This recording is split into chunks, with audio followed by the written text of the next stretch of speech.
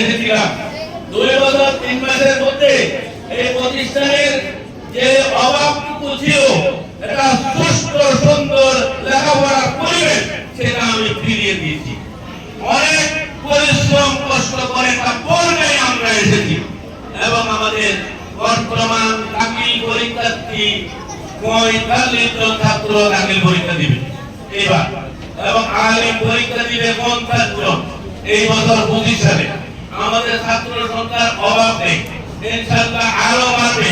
ইতিমধ্যে অনেক ছাত্র ভর্তি হয়েও গেছে 25 সালের জন্য, ইনশাআল্লাহ ভর্তি হবে।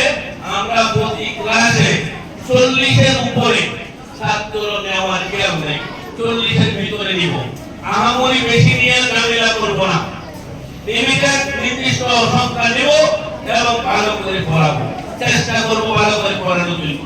এবং আমাদের শিক্ষক সংখ্যা যথাযথ আছে, এবং আমি যে শিক্ষক গ্যাপ আছে সেখানে আবার নতুন করে শিক্ষক জোগাড় করে রাখছি, যাতে 25 সালে আরো 2-1 জন নতুন শিক্ষক আমাদের যোগ হবে এবং সুন্দর পরিবেশে সুন্দর ব্যবস্থাপনায় পড়ালেখা চলবে।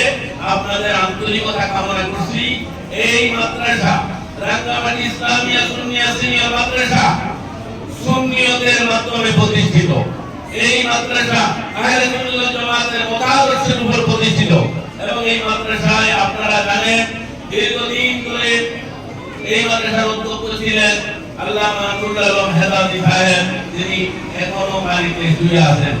এবং ওনার পরে এই মাদ্রাসার যিনি অধ্যক্ষ ছিলেন রিজাপাড়া জামে মসজিদের ইমাম খতিব আল্লামা নজরুল ইসলাম নঈমি, সেই আপনারা যাকে বড় হুজুর দেখতেন, উনি খুবই একজন আন্তরিক মুত্তাকি পরহেজগার আল্লাহ ওয়ালা বান্দা ছিলেন।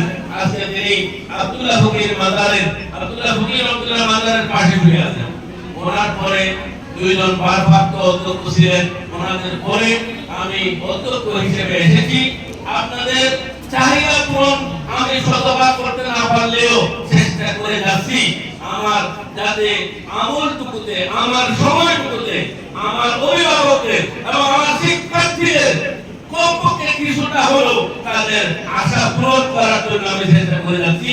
আপনাদের কাছে দোয়াও চাই, সহযোগিতা চাই, যাতে এই মাদ্রাসাটাকে আমার টার্গেট হলো এই মাদ্রাসা ফাজিল হবে, কামিল মাসকাসে রূপান্তরিত হবে ইনশাআল্লাহ। আপনারা কি রাজি নাই? এটা কামিল মাসকাস পর্যন্ত হোক, এটা কি চান না? এটা মাসকাস বছর যদি মাসি থাকে মরে গেলে তো শেষ, আর মাসি থাকলে আরো 11 বছর আসি।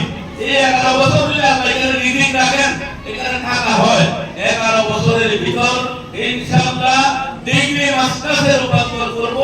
পাশাপাশি আমরা আমাদের মাননীয় জেলা প্রশাসক মহোদয়, তিনি গত কিছুদিন আগে রাঙ্গামাটি থেকে বদলি হয়ে চলে গেছেন, উনি আমাদেরকে এতিমখানাকে স্বতন্ত্র এতিমখানা হিসেবে অনুমোদন দিয়ে গেছেন।